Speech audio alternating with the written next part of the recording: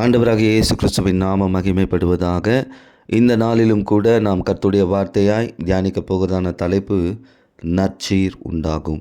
ஆண்டவராகிய இயேசுவானவர் உங்களை பார்த்து சொல்லுகிற ஒரு வார்த்தை, உங்கள் வாழ்க்கையில் நான் நற்சீர் உண்டாகச் செய்வேன் என்று. மனிதர்களுடைய வாழ்க்கையில் முன்னிலை வாழ்க்கை, பின்னிலை வாழ்க்கை என்று இரண்டு நிலை வாழ்க்கைகள் காணப்படுகிறது. மனிதர்களுடைய வாழ்க்கை இப்படி பிரிக்கப்பட்டிருக்கிறது. நம்முடைய முன்னிலைமை எப்படி இருக்கிறது, பின்னிலைமை எப்படி இருக்கிறது, அதை ஆண்டவராகிய இயேசுவானவர் தீர்மானிக்கிறார். நம்முடைய வாழ்க்கை அவரை பிரியப்படுத்தும்படி இருக்கும் பட்சத்தில் அநேக போராட்டங்கள், நிந்தனைகள், அவமானங்கள், நெருக்கடிகள் வந்தாலும் அவர் நம்முடைய நிலைமையை மாற்றி ஆசீர்வதிக்கிறவராய் இருக்கிறார். நம்முடைய வாழ்க்கையில் நற்சீர் உண்டாகும்படி செய்கிறவராய் இருக்கிறார்.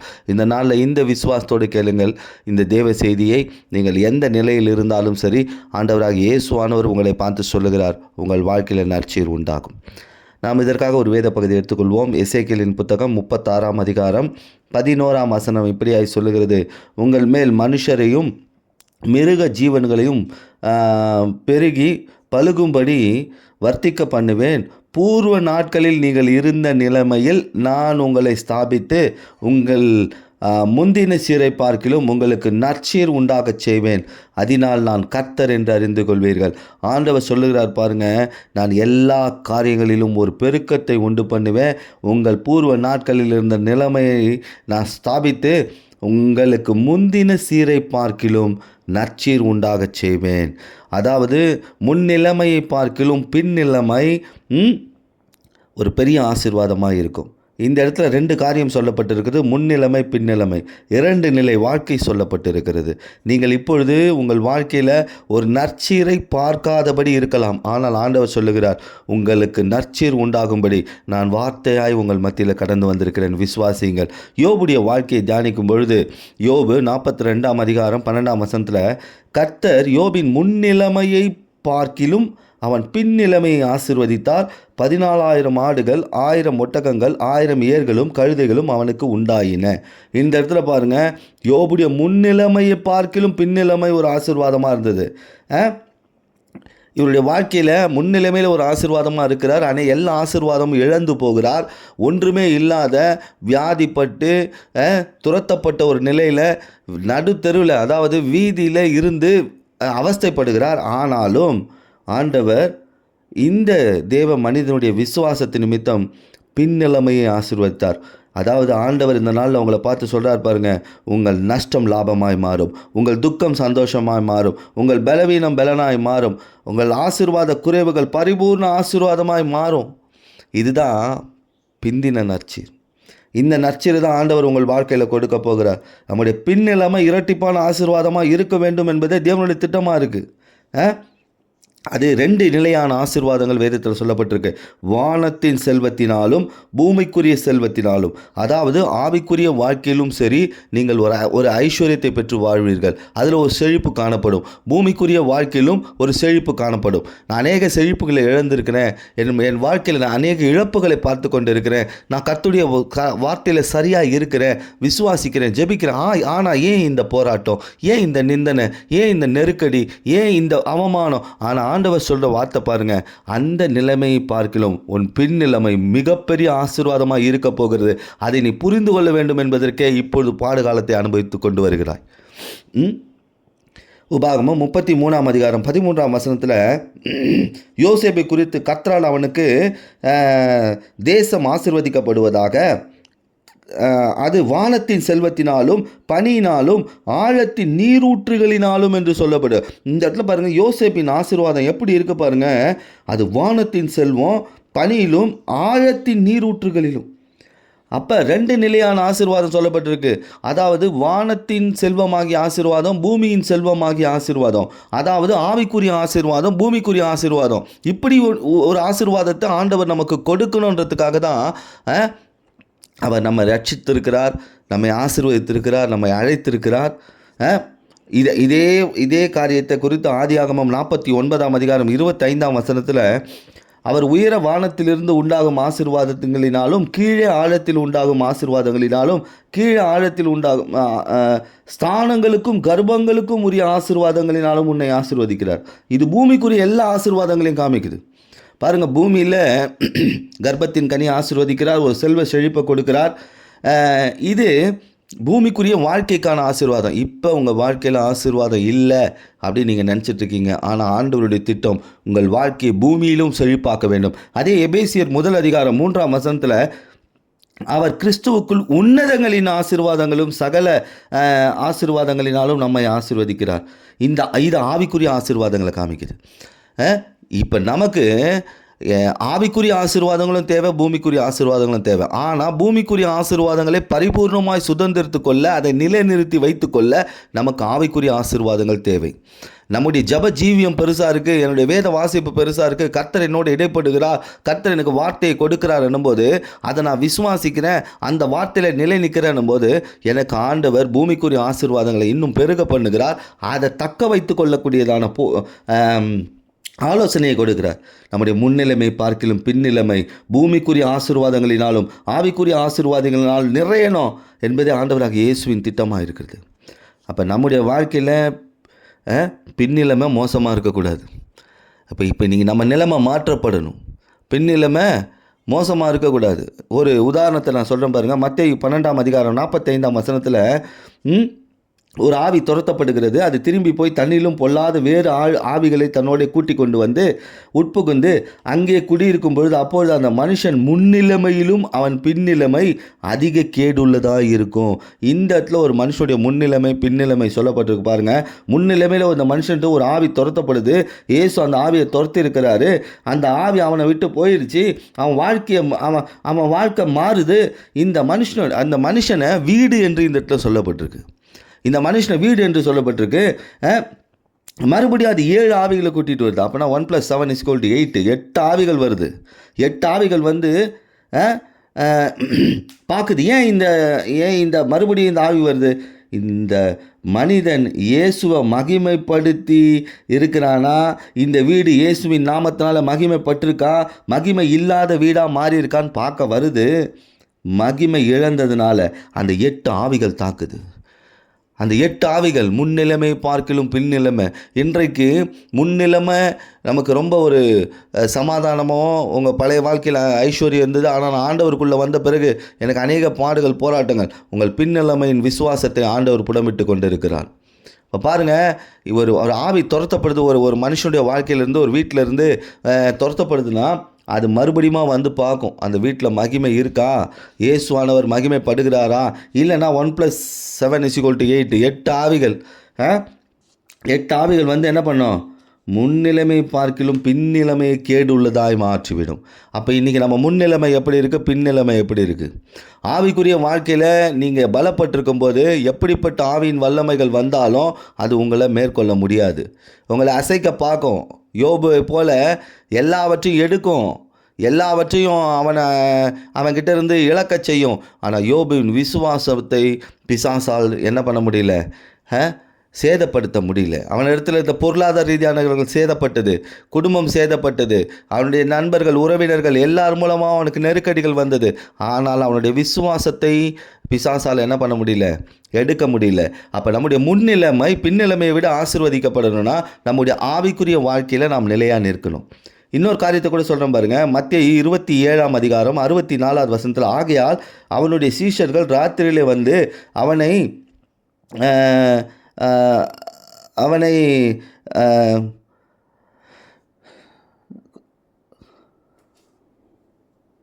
காவலாய் கொண்டு போய் மரித்தோரிலிருந்து எழுந்தினார் என்று ஜனங்கள் சொல்லாதபடிக்கு முந்தின எத்தை பார்க்கிலும் பிந்தின எத்து கொடிதாக இருக்கும்படிக்கு. இங்கே பாருங்கள், ஒரு வாழ்க்கையில் முந்தின எத்து பிந்தின எத்து என்று சொல்லப்பட்டிருக்கிறது. இப்போ முன்னிலைமை பின்னிலைமை போல் இங்கே முந்தின எத்து பிந்தின எத்து. 3ஆம் நாளில் ஆண்டவராக இயேசுவானவர் உயிரோட எழும்பி விடுவார் என்கின்ற பயம் இவர்களுக்குள்ளே இருந்ததுனால என்ன பண்ணுறாங்க? இவரை வந்து எழும்பிடுவாரோ அப்படின்னு சொல்லி காவல் பண்ணுறாங்க. இந்த எத்து என்ன? ஏமாற்று வேலை. எத்து என்றால் ஏமாற்று வேலை. ஒரு சிலர் ரட்சிக்கப்பட்ட முன் செய்த ஏமாற்று வேலையை பார்க்கலும் ரட்சிக்கப்பட்ட பிறகு அதிகமாக ஏமாற்று வேலை செய்கிறாங்க. ரட்சிக்கப்படும்போது அதுக்கு முன்னாடி இருந்த காரியங்களை பின்னாடி செய்ய ஆரம்பிக்கிறாங்க. இதுதான் முந்தின ஏத்து பிந்தின ஏத்து. ரட்சிக்கப்பட்ட ரட்சிக்கப்படுறதுக்கு முன்னாடி என்ன பண்ணுறது?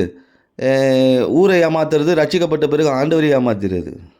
சாட்சியில் பொய் சாட்சி, வருமானத்தில் காணிக்க கொடுக்கறதுல பொய்யான காரியங்கள், ஜெபத்தில் ஆண்டவரை ஏமாத்துறது. இதுதான் முந்தின ஏத்து பிந்தின ஏத்து.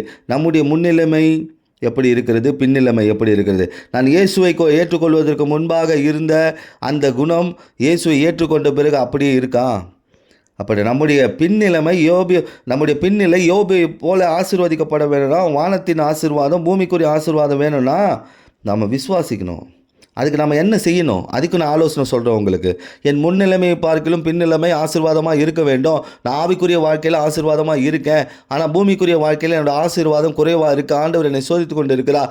ஆனால் உங்கள் பின்னிலைமை ஆசீர்வாதமாக இருக்குன்னா என்ன செய்யணும்? ரூத் 3ஆம் அதிகாரம் 10வது வசனத்தில், அதற்கு அவன் மகளே, நீ கர்த்தரால் ஆசீர்வதிக்கப்படுவாயாக. நீ தரித்திரருக்கும் ஐஸ்வர்யமான வாலிபர்களின் பிறகே போகாததினால் உன் முந்தின நற்குணத்தை பார்க்கலாம் உன் பிந்தின நற்குணம் உத்தமமாக இருக்கிறது. கிறிஸ்துவ வாழ்க்கையில் குணம் முக்கியமானது.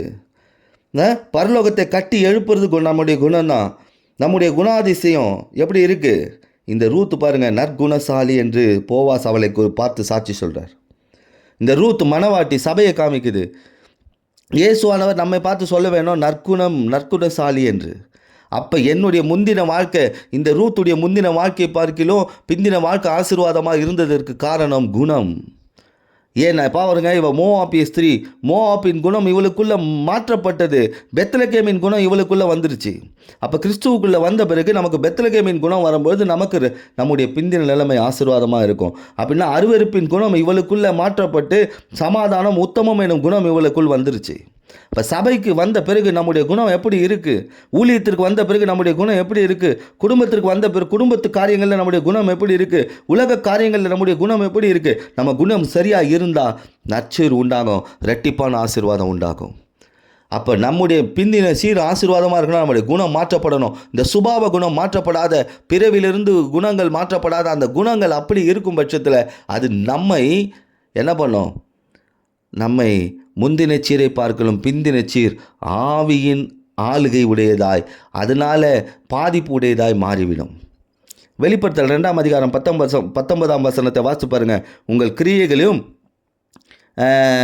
உன் அன்பையும் உன் ஊழியத்தையும் உன் விசுவாசத்தையும் உன் பொறுமையும் நீ முன்பு செய்த கிரியைகளிலும் பின்பு செய்த கிரியைகளிலும் அதிகமாக இருக்கிறதையும் அறிந்திருக்கிறேன்.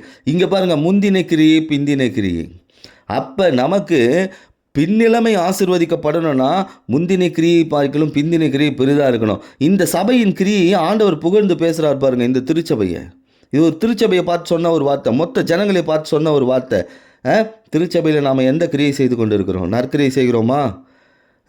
நற்கிரியை செய்கிறவர்களாக இருக்கிறோமா? வெளிப்படுத்தல் 3ஆம் அதிகாரம் 2ஆம் வசனத்தில், உன் கிரியைகள் தேவனுக்கு முன்பாக நிறைவுள்ளவர்களாக நான் காணவில்லை. நம்முடைய கிரியைகள் எப்படி இருக்கணும்? நிறைவுள்ளதாக இருக்கணும்.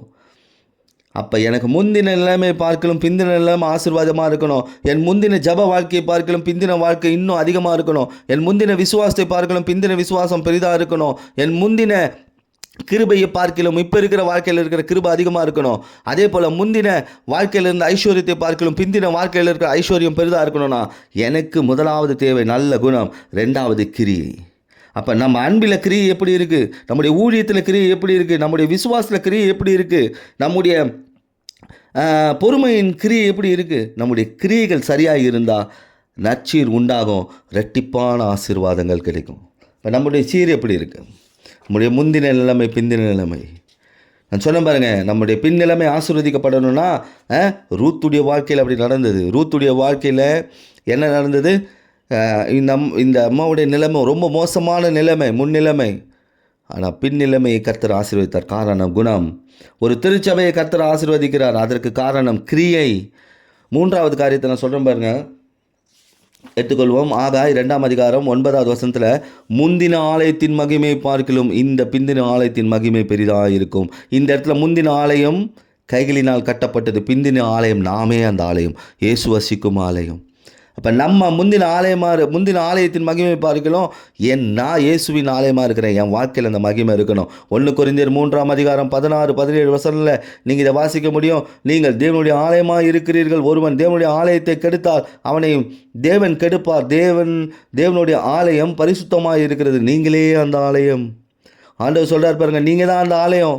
இந்த ஆலயத்தை நான் மகிமை பெரிதாக பண்ண போகிறேன், முந்தின மகிமை பார்க்கலாம். ஏன்னா முந்தின மகிமை பார்க்கலும் இப்பொழுது இருக்கிற மகிமை பெருசாக இருக்க போது. ஆகாய் 2:9 இவ்விடத்தில் சமாதானத்தை கட்டளையிடுவேன். இந்த இடத்துல பாருங்கள், ஆண்டவர் சொல்கிறாரு, நீங்களே ஆலயமாக இருக்கிறீங்க, அந்த ஆலயத்திற்குள்ள மகிமை மட்டும் இல்லை, இந்த இடத்துல சமாதானத்தை கட்டளையிடுவேன். நீங்கள் தேவனுடைய ஆலயமாக இருந்தால் உங்களுக்குள்ள சமாதானம், தேவ மகிமை உங்கள் வாழ்க்கையில் காணும். நாம் தேவனுடைய ஆலயமாக இருந்தால் இரட்டிப்பான ஆசீர்வாதம் நற்சீர் உண்டாகும். அப்போ நற்சீர் உண்டாக என்ன பண்ணோம்? இரட்டிப்பான ஆசீர்வாதத்தை அனுபவித்து வாழணும். இரட்டிப்பான ஆசீர்வாதம்னா 2, வானத்தின் ஆசீர்வாதம், பூமியின் ஆசீர்வாதம். பூமிக்குரிய செழிப்பு, வானத்தின் செழிப்பு. நம்முடைய வாழ்க்கை அப்படி இருக்கணும். அப்போ அப்படிலாம் என்ன செய்யணும்? அசுத்த ஆவிகளுக்கு இடம் கொடாத, இயேசுவின் பார்வையில் நற்குணசாலியாக வாழ்ந்து பாருங்கள். அன்பில், விசுவாசத்தில், பொறுமையில், ஊழியத்தில் ஆண்டவருக்காக கிரியை செய்யுங்க. தேவனுடைய ஆலயமாக பரிசுத்தமாக வாழ்ந்து காட்டுங்க. அப்பொழுது இரட்டிப்பான ஆசீர்வாதம் கிடைக்கும். பரிசுத்தாவின் வரங்களை பெறுவீங்க, செல்வ செழிப்பாக வாழ்வீங்க, உங்கள் குடும்பம் ஆசீர்வாதமாக இருக்கும். ஆண்டவர் உங்களை பூமியிலும் பரலோகத்திலும் ஆசீர்வதிப்பார். அப்போ இன்றைக்கி ஆண்டவர் உங்கள் மத்தியில் நற்சீர் உண்டாக்குவேன், முந்தின சீரை பார்க்கலும் இப்பொழுது ஒரு நற்சீரை உண்டாக்குவேன். இந்த வார்த்தைகளை விசுவாசிங்க. இன்றைக்கி எனக்கு ஆண்டவர் சொல்லியிருக்கிறார், உங்கள் முந்தின சீரை பார்க்கலும் உங்களுக்கு நற்சீர் உண்டாக செய்வேன்னு சொல்லி.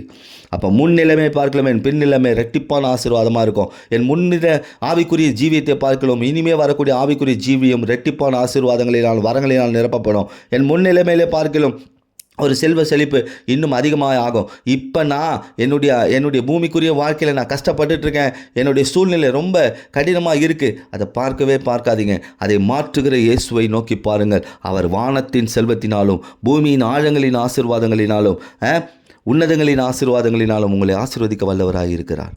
ஆனால் பொல்லாத கிரியைகளுக்கு இடம் கொடாதிருங்கள். இதற்கு 2 காரியம் சொல்லியிருக்கிறேன். நம்முடைய குணம் ரொம்ப முக்கியம்.